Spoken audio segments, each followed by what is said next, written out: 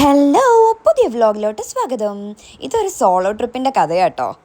നമ്മുടെ വീട്ടിലൊരു പെറ്റ് ഉണ്ടെങ്കിൽ നമ്മൾ എപ്പോഴും ആഗ്രഹിക്കുന്ന ഒരു കാര്യമായിരിക്കണം ആ പെറ്റ്സിനും നമ്മൾ പോകുന്ന സ്ഥലമെല്ലാം കാണാൻ പറ്റിയിരുന്നെങ്കിൽ, അവരെയും കൊണ്ടുപോകാൻ പറ്റിയിരുന്നെങ്കിൽ എന്ന്. പക്ഷെ നമുക്ക് എല്ലാ പെറ്റ്സിനെയും അങ്ങനെ കൊണ്ടുപോയി നടക്കാൻ പറ്റില്ല. ക്ലൈമറ്റും അങ്ങനെയുള്ള കുറേ അധികം കാര്യങ്ങൾ കൊണ്ട് നമുക്കങ്ങനെ കൊണ്ട് നടക്കാൻ പറ്റാത്തൊരവസ്ഥയായിരിക്കും. ഞാൻ എൻ്റെ ഒരു സോളോ ട്രിപ്പിൽ ഞാൻ എൻ്റെ സ്വന്തം കോക്ടെയിൽ കുട്ടനെയും കൊണ്ടാണ് ഊട്ടി വരെ പോയിട്ട് വന്നത്. ഞാൻ ഒരിക്കലും പ്രതീക്ഷിക്കാത്തൊരു കാര്യമാണ് സംഭവിച്ചത്. അതാണ് നിങ്ങളിപ്പോൾ ഈ വീഡിയോയിൽ കണ്ടുകൊണ്ടിരിക്കുന്നത്. അപ്പം അങ്ങനെ ഞങ്ങൾ ഒരു സ്ലീപ്പർ ബസ് ബുക്ക് ചെയ്തിട്ടാണ് പോയത്. ഇതൊക്കെയാണ് അവിടുത്തെ ഊട്ടി എത്തുന്നതിന് മുമ്പുള്ള ഒരു വിഷ്വൽസൊക്കെയാണ്. നല്ല രസമുണ്ടായിരുന്നു. നല്ല ഒരു ഫോഗി ഫീലായിരുന്നു.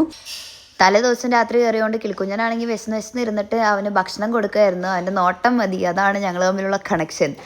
അപ്പോൾ ഇതാണ് ഞങ്ങൾ സ്റ്റേ ചെയ്ത ഹോട്ടൽ. വിവേക് ഹോട്ടലായിരുന്നു. കുണ്ണൂരാണ് ഞങ്ങൾ സ്റ്റേ ചെയ്തത്. നല്ല അടിപൊളിയായിരുന്നു. അവരുടെ സർവീസസ് ആയിക്കോട്ടെ എല്ലാം. അവരുടെ റൂം നല്ല വലിയൊരു റൂമായിരുന്നു. ഞങ്ങൾ 2 പേരും കൂടെ സ്റ്റേ ചെയ്യുന്ന ഒരു റൂമാണ് നിങ്ങളീ കാണുന്നത്.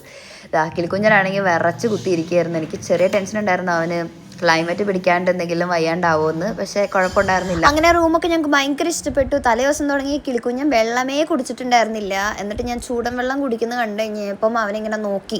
അപ്പം ഞാൻ കുറച്ച് വെള്ളം കൊടുത്തു കഴിഞ്ഞപ്പോൾ ഉണ്ട് എടാ പക്ഷികൾക്കും നമ്മളെപ്പോലെ ഈ ക്ലൈമറ്റ് ബാധകമാണെന്ന് മനസ്സിലായി. അവൻ ചൂടൻ വെള്ളം കുടിച്ചു ഗൈസ്.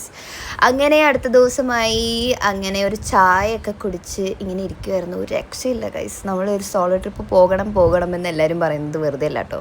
നല്ല അടിപൊളിയാണ്. കിളിക്കുഞ്ഞിനെ എങ്ങനെയൊക്കെ കോപാകുലനാക്കാം, അവനെ എങ്ങനെയൊക്കെ എൻ്റർടൈൻ ചെയ്യിക്കാം. കാരണം ഒറ്റയ്ക്ക് അവൻ പാവമല്ലേ, ഞാൻ മാത്രമല്ലേ അവനുള്ളൂ.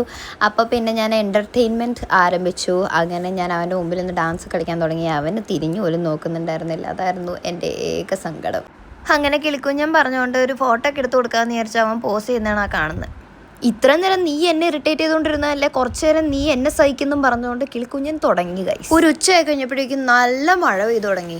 അത്രയും തണുപ്പത്ത് കുറച്ച് മഴയും കൂടെ ആയിക്കഴിഞ്ഞുള്ള അവസ്ഥ ഒന്ന് ആലോചിച്ച് നോക്കി. ഇരിക്കാനും നിൽക്കാനും പറ്റാത്ത തണുപ്പ്. മഴ പിന്നെ നമുക്ക് ഇഷ്ടമുള്ളതുകൊണ്ട് അങ്ങ് അഡ്ജസ്റ്റ് ചെയ്തു. ഈ അമ്മയുടെ പുറകെ പിള്ളേർ കിടക്കൂലേ, അതുപോലെ പിന്നാലെ നടന്നുകൊണ്ടിരിക്കുകയായിരുന്നു നമ്മുടെ കിളിക്കുഞ്ഞൻ. തൊല്ലയായിരുന്നു ഗൈസ് കിളിക്കുഞ്ഞനെ കൊണ്ട്. അങ്ങനെ ഫുഡ് എന്തെങ്കിലും കഴിക്കാമെന്ന് വിചാരിച്ച് പുറത്തോട്ട് ഇറങ്ങിയപ്പോൾ ഞങ്ങൾ ട്രെയിൻ കണ്ടു. അതുപോലെ നിറയെ കുരങ്ങുകളെ കണ്ടു. ട്രെയിൻ കണ്ടപ്പോൾ പേടിക്കാത്ത നമ്മുടെ കിളിക്കുഞ്ഞൻ കുരങ്ങുകളെ കണ്ടപ്പോൾ പേടിച്ചു ഗൈസ്. ഈ പൂക്കളൊക്കെ ഞങ്ങൾ സ്റ്റേ ചെയ്യുന്ന സ്ഥലത്തുള്ളതാണ് കേട്ടോ. നല്ല ഭംഗിയായിരുന്നു. ഒരു പൂന്തോട്ടം തന്നെയായിരുന്നു, ഒരു പൂങ്കാവനം. അങ്ങനെ ഫുഡ് കഴിക്കാൻ ഒരു അടാറ് സ്പോട്ട് കണ്ടുപിടിച്ചു. അവിടെ നിന്ന് പുറത്തോട്ട് നോക്കിയുള്ള വ്യൂ ആണ് ഗൈസ് ഈ കാണുന്നത്. ഒരു രക്ഷ ഉണ്ടായിരുന്നില്ല. ഈ കുരിപ്പിത് എവിടെ നിന്ന് വന്നു എന്നല്ലേ നിങ്ങൾ ആലോചിക്കുന്നത്? ഇതെൻ്റെ അനിയത്തിക്കുട്ടിയാണ്. ഇവള് നാട്ടിൽ നിന്ന് വന്നതാണ് എൻ്റെ സോളോ ട്രിപ്പ് നശിപ്പിക്കാനായിട്ട്. എന്തെങ്കിലും ആവട്ടെ വന്നല്ലേ എന്ന് വിചാരിച്ച് ഞാൻ പിന്നെ കൂടെ കൂട്ടി. അങ്ങനെ ഞങ്ങൾ സ്ഥലങ്ങളൊക്കെ കാണാൻ ഇറങ്ങി. നല്ല അടിപൊളി തേയിലത്തോട്ടങ്ങളൊക്കെ കണ്ടു. അതിൻ്റെ മുകളിൽ മേഘങ്ങൾ കണ്ടു. അങ്ങനെ ഇരിക്കുന്ന സമയത്താണ് അവിടെ എല്ലാവരും ഫോട്ടോ എടുക്കണം കണ്ടത്. ലച്ചുവിനും ഫോട്ടോ എടുക്കണം എന്ന് പറഞ്ഞു. അങ്ങനെ ഫോട്ടോഗ്രാഫറിൻ്റെ അടുത്ത് പോയിട്ട് ഇതേ ഡ്രസ്സൊക്കെ ഇട്ട് ഫോട്ടോ എടുത്തുകൊണ്ടിരിക്കുകയാണ്. തനി ആസാമി, അടിപൊളി ആസാമി. ഇത്രയും അടിപൊളിയായിട്ട് മാച്ചിങ് ആയിട്ട് ഔട്ട്ഫിറ്റൊക്കെ ഇട്ടിട്ട് നിൽക്കുന്നത് വേറെ ആരും അവിടെ ഉണ്ടായിരുന്നില്ല, ഇവള് മാത്രം ഉണ്ടായുള്ളൂ. അങ്ങനെ ഞങ്ങൾ അവിടെ അടുത്തുള്ള സ്ട്രോബെറി ഫാമും കൂടെ വിസിറ്റ് ചെയ്യാൻ വേണ്ടി പോയി. നല്ല ഫ്രഷ് സ്ട്രോബെറീസ് ഒക്കെ കണ്ടിട്ട് കൈകൊണ്ട് ഇങ്ങനെ പറിക്കാനൊക്കെ തോന്നിയായിരുന്നു. പക്ഷെ പറ്റിയില്ല. പിന്നെ നമ്മളവിടെ പൈസ കൊടുത്ത് മേടിച്ചു, അല്ലാണ്ട് എന്തിനു ചെയ്യാൻ.